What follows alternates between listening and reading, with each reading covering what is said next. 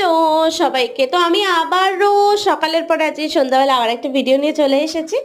সেটা হলো গরম গরম মটন। তোমরা দেখতে পাচ্ছ, যেটা আমি ভাত দিয়ে মেখে জমিয়ে খাচ্ছি আর কি। তো সেখানে চর্বি মাটন মিলে সব কিছু মিলে তো একটা অসাধারণ। আমার এখন এই ভিডিওটা দেখে তো আমার নিজেরই এখন খিদে পেয়ে যাচ্ছে, মনে হচ্ছে একটু যদি 2 পিস মাটন দিয়ে আমাকে কেউ আলু দিয়ে দিত, আমার মতো হ্যাপি কেউ হতো না। তো চলো আগে খাওয়াটা দেখে নাও, তারপরে বলছি যে কেন হঠাৎ করে আমি মাটনের ভিডিও তোমাদের সাথে শেয়ার করেছি। আসলে ব্যাপারটা কিছুই নয়, এটা ছিল দুর্গাপূজার মহানবমীর ভিডিও। যেই ভিডিওটা আমি তোমাদের সাথে শেয়ার করিনি, আজকে হঠাৎ করে আমি ভিডিও কালেকশন ঘাঁটতে ঘাঁটতে দেখতে পেলাম এই ভিডিওটা। তো আমার মনে হলো আমি তোমাদের সাথে শেয়ার করে দিই।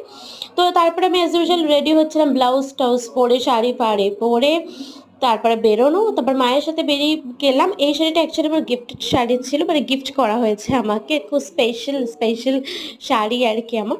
তো তারপরে মা, আমি, বাবা মিলে সবাই মিলে ঠাকুর দেখতে চলে গেলাম। চারিপাশের আমাদের বসিরহাটে বহুত ভালো ভালো জায়গায় পুজো হয়, সেগুলোকে দেখলাম।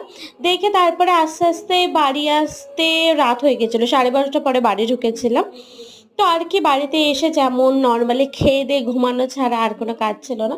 এই সময় মা আর আমি টুকটুক করে একটু সেলফি নেওয়ার চেষ্টা করছিল, বাবা তো তাড়া দিচ্ছিল তাড়াতাড়ি আয় তাড়াতাড়ি আয়, যেহেতু আমরা ভ্যানে করে গেছিলাম।